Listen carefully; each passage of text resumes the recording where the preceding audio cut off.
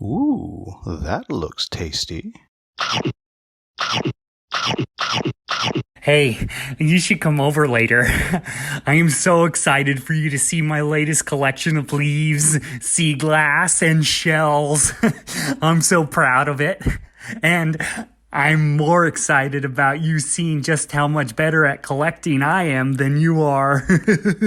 Welcome folks to The Hungry Gamers back with another Kickstarter preview. And today we are talking about the Whatnot Cabinet from Pencil First Games, designed by Steve Fenn with art by BETH.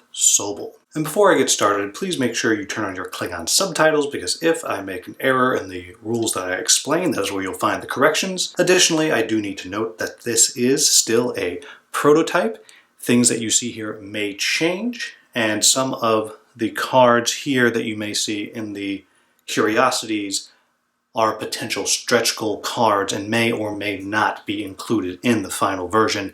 They were just included here as part of the ongoing testing of the game. And finally, thank you to Manic Mark for helping with today's voiceover introduction. So, the Whatnot Cabinet is a set collection tile laying game in which each player is a collector that likes to go out and wander around and just see what they can find and then bring it back and try to organize it in their Whatnot cabinet in the best way that they can. And depending on how well you can organize, the more points you will wind up getting. Now, if you are not interested in how this game is played and just want to jump ahead to my final thoughts, then you want to go to the timestamp on the screen right now. For those of us still here, let's talk a little bit about what it is that you see in front of you.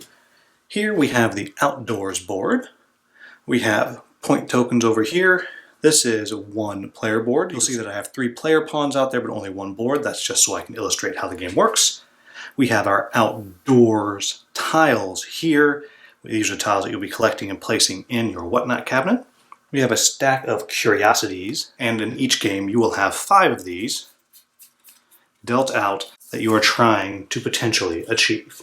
In addition to that, and then you have your wonder cards, and in each game you will have 1 of these flipped up for everyone to see as well.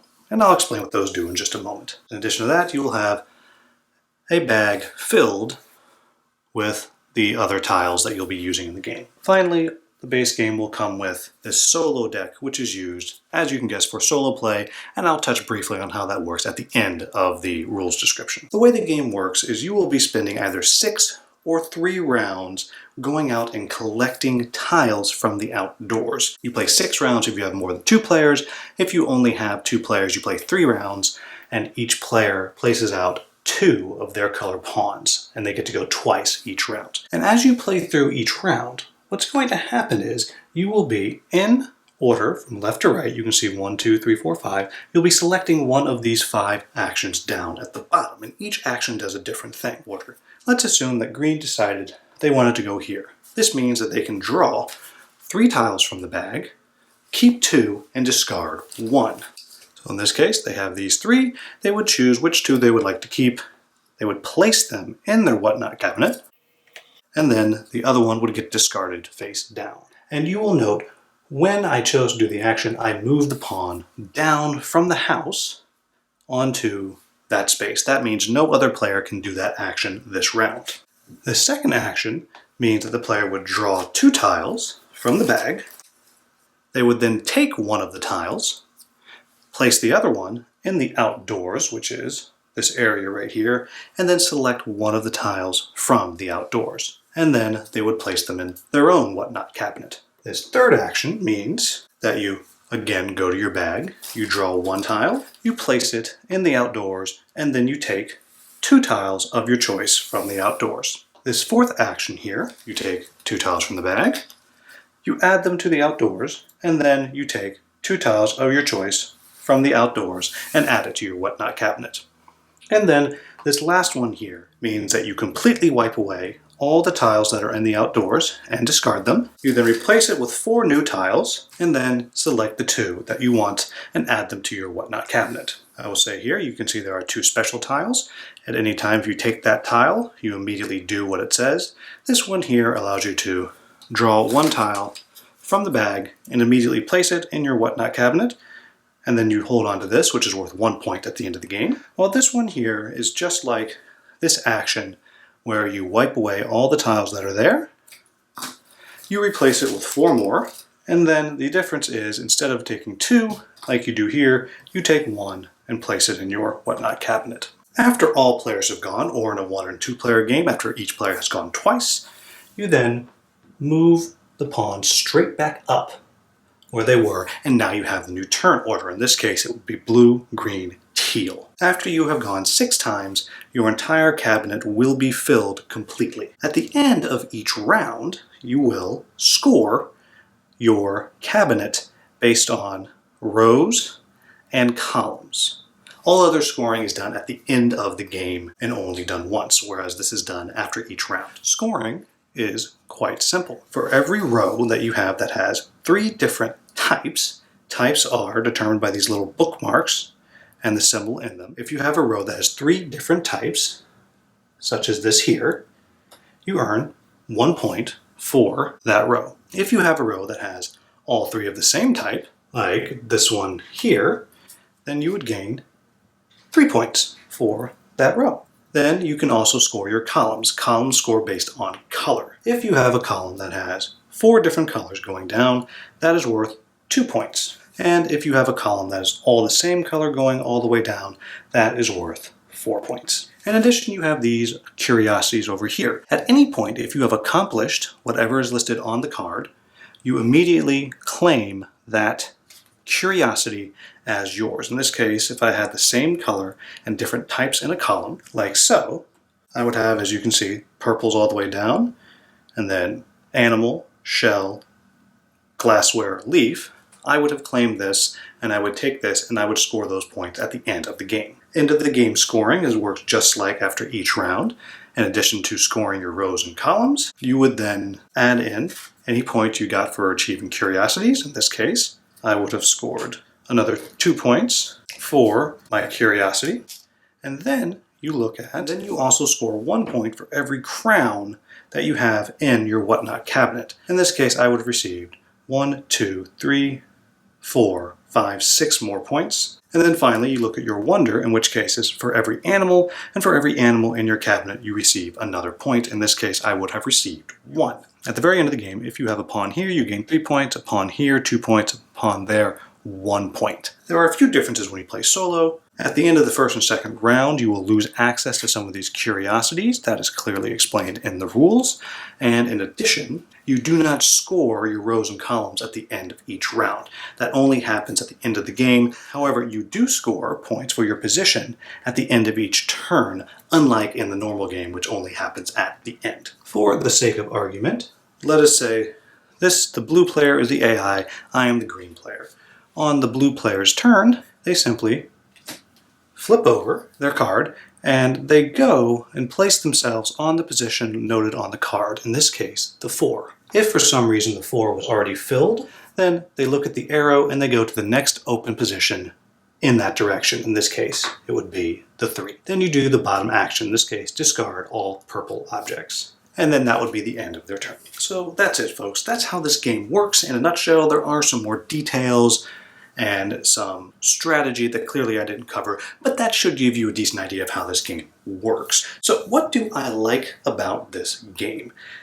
First off, I think the game is incredibly sweet. And that is the only word for it. There is something so folksy and, well, sweet about this game of just kind of wandering around and collecting shells and sea glass and clovers and leaves and trying to organize them in your cabinet in the most attractive way.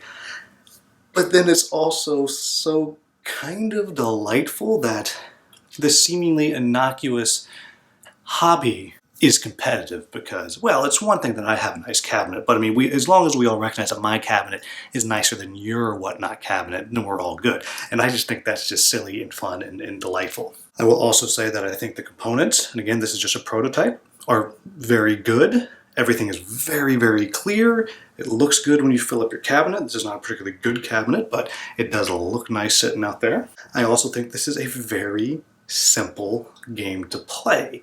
And I feel like with many of pencil first games, It's very simple to play, but it's very hard to be good at it.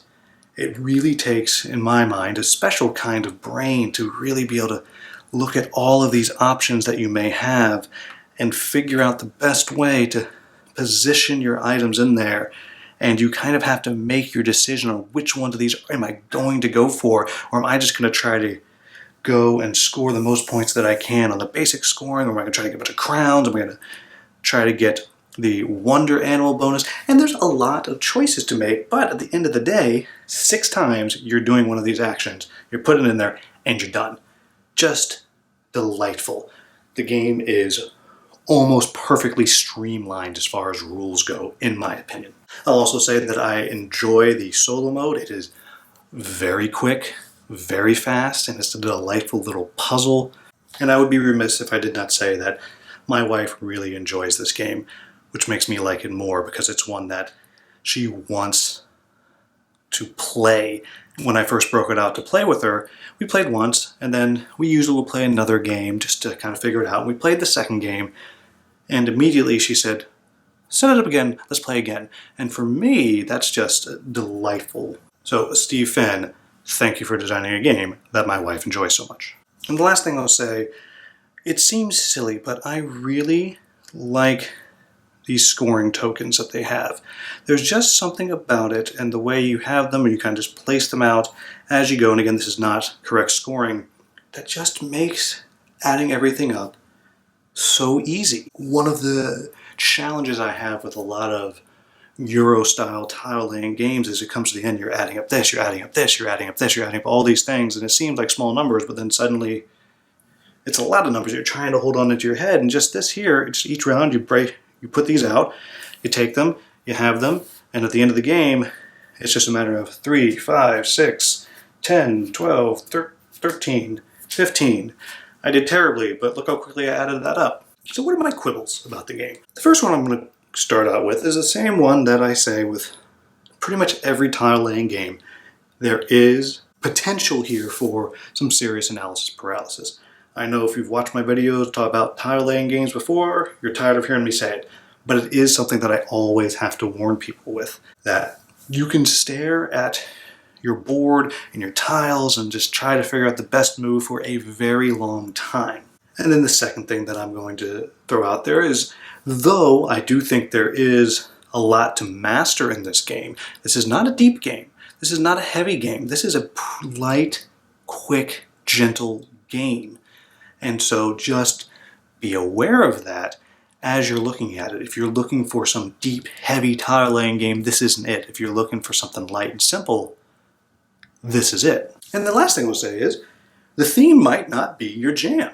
For me, it's not particularly exciting, but I will say my wife really enjoyed the theme. She has a great time with the idea of collecting things and putting them in the most attractive order. And the only other thing that I will say, and I don't think this is going to be an issue for anybody watching this video, the rules are pretty clear, but there are a couple of oddities in there that do need to be fixed. And I know Eduardo Baraf a little bit, and I have no doubt in my mind that it will be fixed. But as of the recording of this video, there are a few things that need to still be fixed up in there. But that's it. There you have it, folks. That is the Whatnot Cabinet. I think this is a game that is incredibly sweet, incredibly gentle to play, and it is in many ways very calming. It's as relaxing, I think, as the theme is. This idea of taking a stroll and gathering things and putting them in your collection, that is just how stressful this game is. It's just a gentle walk in the park until you try to put it in the cabinet and then you realize you have no idea what you're doing. So if you're looking for a light, simple, attractive tile-laying game, this is a great option. It plays quickly, it's easy to learn, and if that sounds interesting to you, you can check the description to get a link to the Kickstarter, which should be live around the same time that this video launches. So there you have it, folks. If I made any mistakes, please let me know in the comments with the timestamp. I'll get that into the Klingon subtitles. As always, if this was useful, please like, subscribe, and share. Thank you so much for watching. Have a wonderful, wonderful day.